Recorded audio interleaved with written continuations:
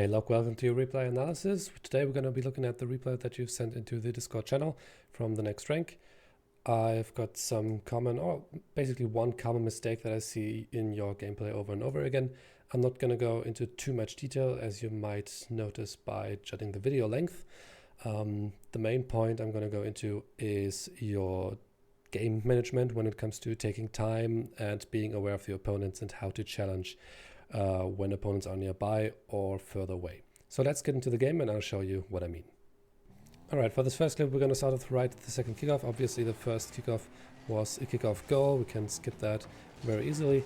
You find yourselves with 0 boost right on this play and you have a lot of space, yet you decide to push the ball forward, which leads into a very unthreatening attack. Now, this is a pretty obvious one here. You can take a lot more time on this play than you want to. The opponent is so much further away than you really want to. Take your time dribbling the ball and flick it high. You don't really want to overcommit with 0 boost. With that I mean getting too close to the opponent's goal.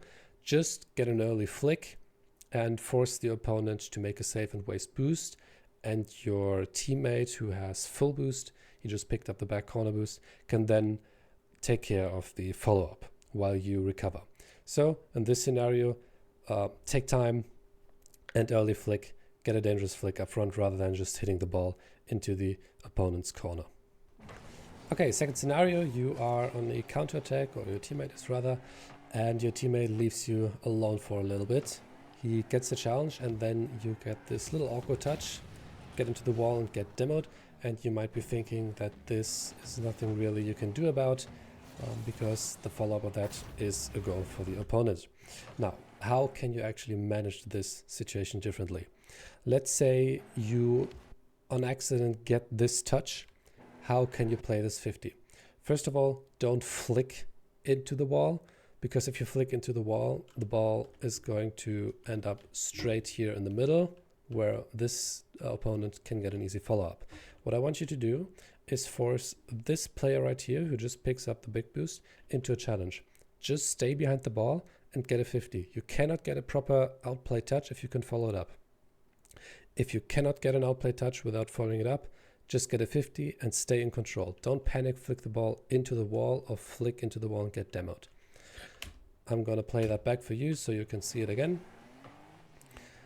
So you get this uncontrolled touch here, and then you just flick into the wall, ball bounces middle, you get demoed, and the opponent can start an attack. A different solution, which is actually a far safer and better solution to work with, is to just get out of the way of this ball. Don't even try to touch it, and try to just guide this ball into your own corner. Maybe let it bounce off your hood, like on the front of your car, so that it rolls back into your corner. Take this big boost and take control. Slow down the game, because you're in a 1v1 or 1v2 rather. Your teammates are also rotating back, so it's not as threatening. But because you overcommit here and you don't take control of the ball and push it into the side wall, it gets very dangerous. You never ever want to challenge the wall. So with that I mean pushing the ball into the side wall, especially on defense, because the ball is going to bounce middle and the opponent is just going to have a free shot on target or free control. In this scenario, always take control of the ball, roll it back into your corner, grab the back corner boost, and take time.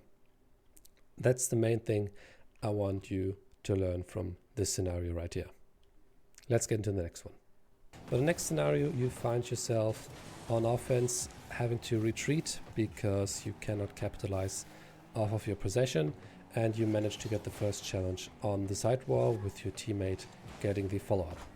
Your opponent starts an air dribble on the side wall, but actually pushes it right into you on the back ball, but you give it away for a clean shot for the opponent, which ends up in a goal. Now, this is another example of you panicking with your first touch. This is a pretty easy solution for you. Just try to flick the ball into the left-hand corner. Obviously it takes a little bit of practice to read those balls that come off the side wall and the wall in general, but I really think you should invest in that. Taking time, maybe take control on the wall if you have the mechanics to do so, but if you're not sure, just flick the ball into the corner. Even if the opponent Yeet, that is grabbing that mid boost over there, is getting onto the ball right after, they still have to work a lot to get the ball out of the corner in front of the goal. So getting the ball into your own corner is still a good save point for you, rather than just putting the ball middle like this. Obviously, this is not really what you wanted to do, but if you encounter these situations with a little bit more consciousness and an idea of what you want to do, like putting the ball into your own corner, you might have more success with that in future. All right, for this last scenario, you are on a counter attack with your opponent pushing the ball middle. You can't really get to the ball because you don't have really enough boost. And again, you panic flick the ball, which leads to an attack from your opponent. It doesn't end up in a goal right away, but it still could have been very dangerous. And this is the type of control that we have talked about in an example earlier on, if you remember. Take this ball, get behind the ball, and push it into your own corner. Get behind the ball, grab this boost pad, this one as well, push it into your own corner, get this big boost, and take time. Okay, your teammate is still recovering, and if you look at the opponents here, if you get on offense, you're not really judging the distance you have between them and the ball. What I mean by that is, right here you see that K4964, he's still recovering. He's like bouncing off of that post. He's not gonna get onto you and the ball anytime soon.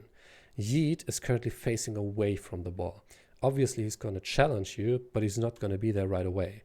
So right here you have a lot of time to get behind the ball and get it into your own corner. You have the right thought of taking time and wanting to flick, but then you still panic flick. And remember what we've said, if you flick the ball to the wall and you challenge the wall like that and it bounces middle, it always gets dangerous. In that scenario, you guys are just lucky that your opponents just give the ball away right away and your teammate can get a clean follow-up. So in this scenario, if you see right here, see how much time you've got. No problem can you get the ball into your own corner and take time. This is a lot safer than trying to get right on offense. If you don't feel comfortable with your boost to get it onto the mid boost and start a solo play, don't do it. Just get back into your own corner, retreat, give your teammate time to recover, and then start a new play from there. Okay, this is pretty much it. As I said in the beginning, this is not a really detailed analysis, but I wanted to give you the main aspects of your gameplay that I think could need some improvement. Now it is your turn. Watch that same replay back on your end and try to identify any times where you panic the ball away. You give the ball away, you could have taken time, you could have dribbled, you could have taken the ball into your own corner, taken the boost, and restarted the attack. Just so you learn how to identify these scenarios and then actually implement what I've taught you today in-game. I hope you learned something from this. If there are any questions, feel free to ask me on Discord or in the comments, and good luck ranking up.